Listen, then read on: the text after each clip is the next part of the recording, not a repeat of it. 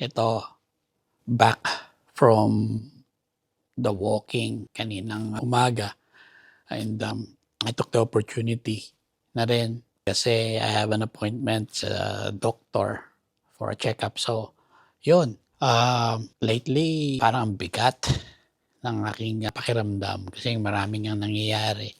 Maraming bagay na kinakailangang solusyonan, kinakailangang ayusin, kinakailangang magbigay ng focus. So, this vlog, medyo different. Tagalog gamitin ko para mas ramdam natin. At it's been a while na rin naman na I've done a vlog na Tagalog. Yun. So, para lang kasing nararamdaman ko na lately, walang tigil yung bang dumarating na question o tanong sa akin. Kung ano mga dapat gawin, kung ano mga dapat na i-priority.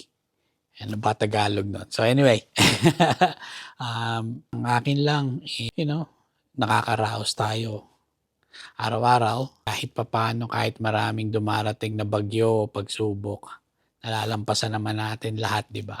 Siyempre, kasama na yung dasal, kasama na rin yung pagbabago na dapat gawin kasi lagi ko nga sinasabi, walang magbabago kung walang magbabago. So kung pareho pa rin ang ating ginagawa at umaasa tayo na magbabago yun, nagkakamali tayo. Kinakailangan meron tayong gawin, kinakailangan meron tayong isa puso para magbago ang lahat.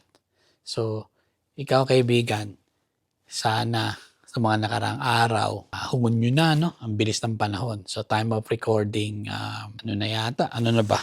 The 4th or the 3rd? The 3rd of June. So, hungon nyo na, ang bilis. Parang kailan lang nagbabatian tayo ng New Year. Yun nga nakakatakot, di ba? Ang bilis ng oras. Hindi nating alam kung saan pupunta. Hindi nating alam kung ano ang nangyayari. Tinanong ako ng doktor ko nung last time na nagkita kami 6 weeks ago. Kung naalala ko raw saan yung injection. Kasi in-injection na ako kanina. Hindi ko mahulaan. Mali na naman yung hula ko. Every time na nakikita kami, laging mali yung hula ko, left side or right side. So, anyway, nakakatuwa din naman kasi alam mo yung mga views, yung mga daan na parang maraming nature, maraming parang fresh air, yung sariwang hangin, nakakatulong sa atin. So, ang gusto ko lang iparating na laban lang tayo. Kahit na masakit, mahirap, may mga dumadaan na parang hindi natin alam paano nating malalampasan. Naniniwala naman ako na tayo mga Pilipino, especially yung lahi natin, di ba? Atapang atao, hindi tayo atakbo. So, tutuwa din ako pala. Time of recording, San Antonio versus New York Knicks. Na-out ang OKC. Tapos pumasok ang Ginebra sa finals. So, basketball side, masaya ako. Sabihin ko sa inyo ang totoo, napakasaya ko dahil yung mga teams, yung both teams ko. So, hindi pala kasi Lakers ako, Pero ayoko ng OKC. So, mabuti na wala sila. Pero sa Philippine basketball, sa PBA, nako, diehard Ginebra ako. Panahon pa ng Toyota. So, wag niyo na itanong ko ano age ko. So, diehard Yahoo ako. So, from there on, talagang tutok na ako sa Ginebra.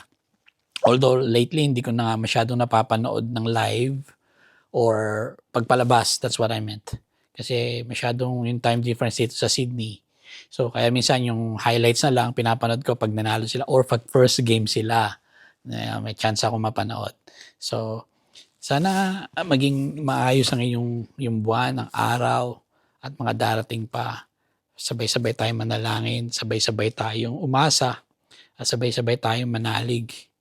Alam ko naman na kaya mo, kakayanin mo, kahit anong pagsubok. So, hanggang sa muli kaibigan ha, hindi ko nahabaan at ako'y magtatrabaho pa.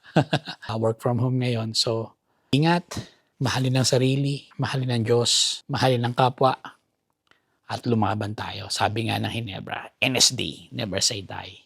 Hanggang sa muli. Okay, bye.